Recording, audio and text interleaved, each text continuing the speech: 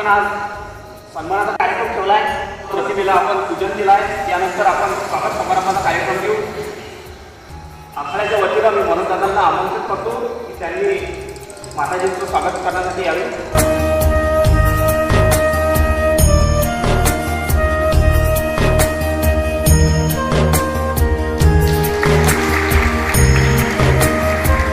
विष्णुदास महाराज यांच्या स्वागतासाठी मी धनंजय दादा लवाई यांना आमंत्रित करतो.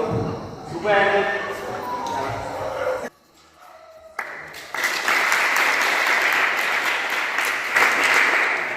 तसेच आचार्यजींचे स्वागत करण्यासाठी मी महेंद्र काका लिंबेकर यांना आमंत्रित करतो.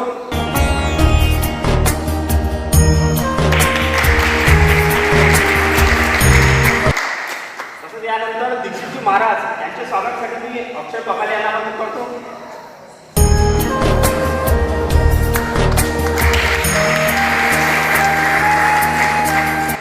तसेच यानंतर कोल्हापुरी महाराज यांचं स्वागत करण्यासाठी मी बेलसरे दादांना आमंत्रित करतो.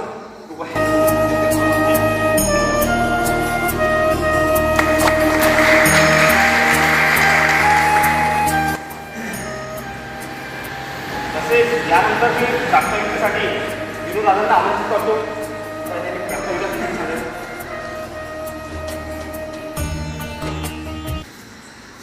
महाराष्ट्राचा आराध्य दैवत आहे तुळजाभवानी. हिंदवी स्वराज्य संस्थापक छत्रपती शिवाजी महाराज यांच्या मातोश्रीमध्ये आपल्या संपूर्ण महाराष्ट्राच्या राजमाता जिजाऊमासाहेब आणि हिंदवी स्वराज्य संस्थापक छत्रपती शिवाजी महाराज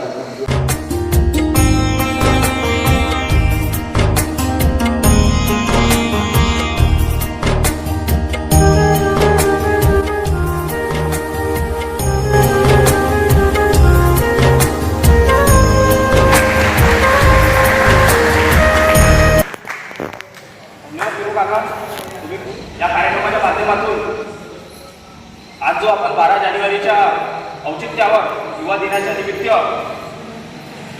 आज हा कार्यक्रम केला आहे तो म्हणजे बक्षीस वितरणाचा. तसेच सन्मान जे युवा आहे त्यांचा त्या मुलांना फक्त शिक्षणाच्या व्यतिरिक्त आपण सामाजिक धार्मिक तसेच समाजोपयोगी कार्यक्रम राबवायला सांगितलं पाहिजे लहानपणापासून. कारण तो जेव्हा आदर्श मुलगा होईल त्या म्हणजे स्वतःहून काहीतरी करण्याची जिद्द तसेच सर्व गोष्टी काही होईल. तसेच राजमातांनी छत्रपती शिवाजी महाराजांच्या मनात लहानपणीच बीज होऊन ठेवले होते. त्यांच्या नावाचा एक जयकारा बोलतो, राजमाता जिजाऊ माते की. तसेच स्वामी विवेकानंद एवढं जबरदस्त नेतृत्व की आपण खरंच खूप भाग्यशाली लोक आहे की आपल्या इथे 101 प्रकारचे संत लोक आले आहेत. त्यामध्ये स्वामी विवेकानंद अशी होती. स्वामी विवेकानंद आपल्याला एक माहितच आहे, उठा जागे व्हा आणि देवाप्राप्तीशिवाय थांबू नका. आज आपल्या मनात एक दुर्लक्ष केलं आणि स्वामीजींचा नंबर आला, अनाउन्समेंट झाली की स्वामी विवेकानंद भारताच्या धर्म परिषदेत संबोधन करण्यासाठी आमंत्रित करतो. सगळ्या लोकांचं लक्ष स्वामीजींवर की आता हा मुलगा हा लहानसा तरुण व्यक्ती काय बोलेल भारताबद्दल. आज भारत उपनिषदाबद्दल एवढा खूप सांगते, आम्ही दुनियाला हे दिली ती दिली, पण आज काय सांगते आज खरंच पाहून घेऊ आपण यांच्याबद्दल काय. स्वामीजींनी येतात फक्त 5 शब्द बोलले. ते होते बंधू आणि भगिनी आणि 7,000 लोक सभेत होते. सगळे एकसारखे उठून गेले आणि टाळ्या वाजवले. का बरं वाजवले असं? कारण जनता त्यांना खराब खोटं बोलत होती. त्यांचाच त्यांनी म्हटलं की बा आज हा वंशाचा आपल्या नाही आहे, आपल्या धर्माचा नाही आहे, आपल्या जातीचा नाही आहे, आपल्या देशाचा नाही आहे, तरी यांनी आपल्याला बंधू म्हटलं. का बरं म्हटलं सर? कारण त्यांनी तिथे सांगितलं अरे आमची भारतीय संस्कृती वसुधैव कुटुंबकम आहे.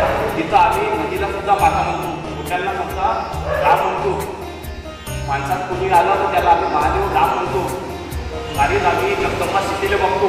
अशी भारतीय संस्कृती आहे ती आम्ही वर्गांनाही आमचं करून घेतो. या प्रकारचे ते व्यक्तिमत्व होते आणि तिथूनच 1893 पासून पूर्ण जगाच्या पाठीवर स्वामीजींनी भारतीय संस्कृतीच्या सनातन धर्माचा झेंडा रोवला. तेव्हापासून आज तो अमरच आहे आणि आजही तो. यानंतर मी सन्मानाचा कार्यक्रम घेतो. सन्मानाचा याच्यासाठी घेतला आपण की 12 जानेवारी युवा दिन.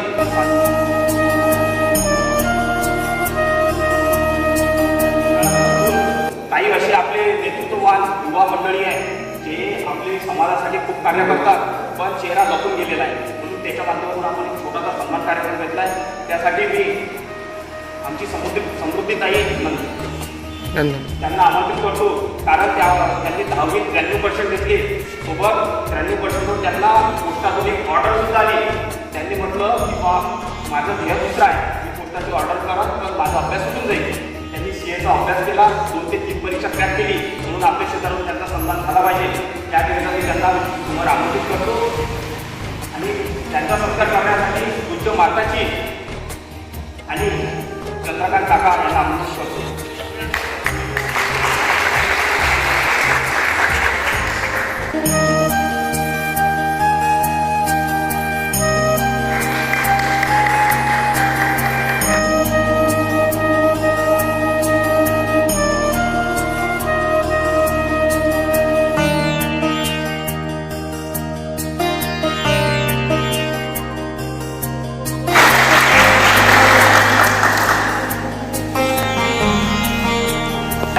पण आपल्या आखाड्यातून असा एक शेतकरी आहे की तो दिवस रात्र करून शेतीत राबते आणि विक्रमी उत्पादन तयारी काढलेला आहे. तसेच सोबत तो उद्योजक सुद्धा आहे, ट्रॅक्टरचा व्यवसाय करतो. असे आमचे लौकिक दादा यांना सन्मानासाठी आमंत्रित करतो. कृपया त्यांनी विष्णुदासजी महाराज तसेच भागवत सर यांच्या हातून सन्मानाचा स्वीकार करा.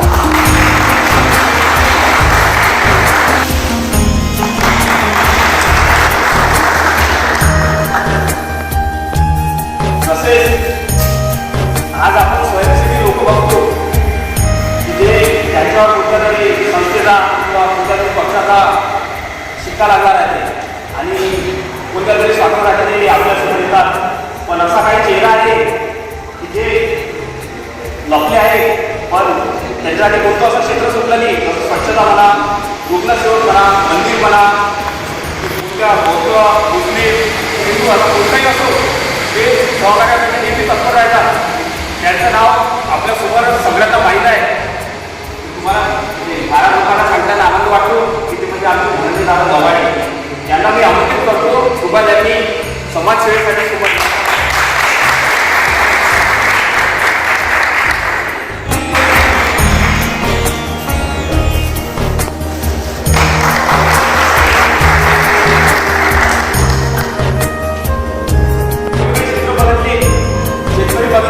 समाजसेवी बघितला, तसेच शिक्षण क्षेत्र बघितलं, तसेच युवा घडवण्यासाठी आखाडा क्षेत्र बघितलं, तसेच त्यानंतर आपण क्षेत्र बघणार आहोत ते म्हणजे भजन मंडळी. आज भजन मंडळी आपण बघतो फक्त बुजुर्ग लोकच आहेत, तरुण मंडळी कामात बाकी आहे. आज तर धार्मिक तरुण मंडळी अग्रेसर असायला पाहिजे. पण यामध्ये एक चेहरा लपला आहे, तो म्हणजे आमचे प्रणव भाऊ नंदनवार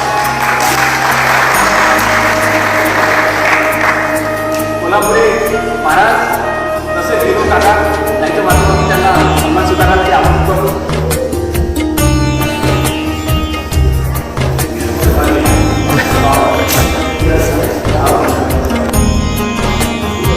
हरी काका यांना आमंत्रित करतो.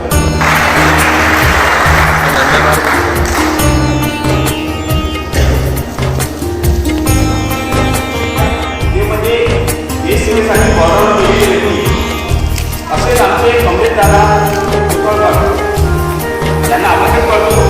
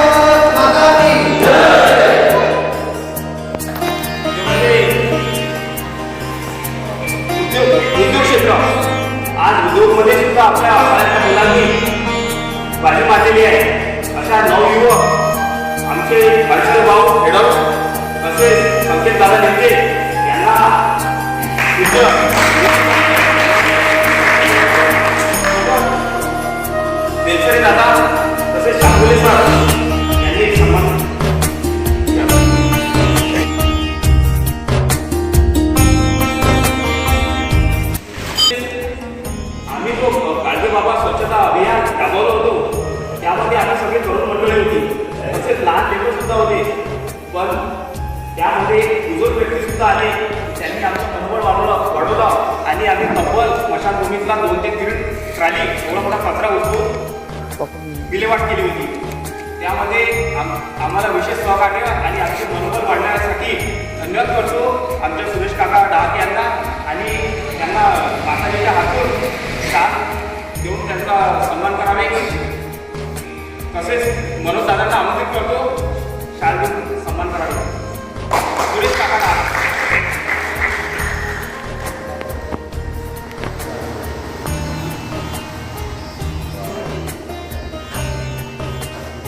वैभव दादा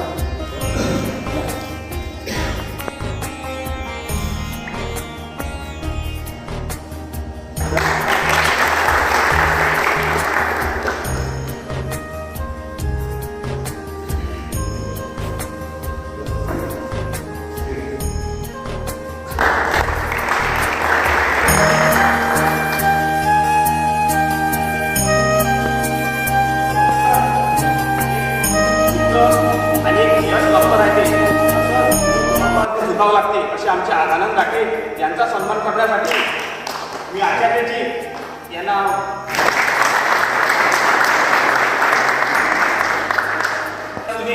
विराट सुने यांनी सांगताना आनंद होत आहे की ऑलिम्पियाडमध्ये 4था नंबर त्यांनी पटकावला आहे. त्याबद्दल जोरदार त्यांनी टाळ्या व्हावं.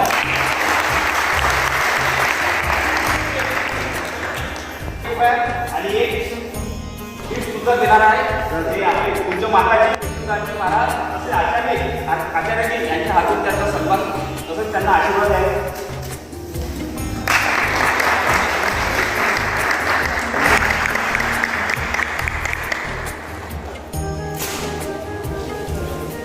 मी सर्वांचे इथे धन्यवाद करतो.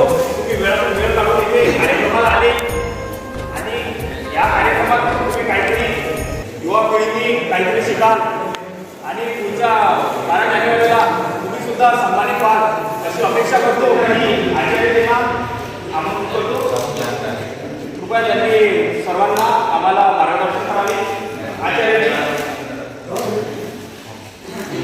आचार्य भद्रकाली कपालिनी दुर्गा क्षमा शिवा धात्री स्वाहा स्वधा नमस्ते सर्वबाधा विमुक्तो धनधान्य सुतान्वितो संस्कृतमत्प्रसादेन सती न संशयो फाटते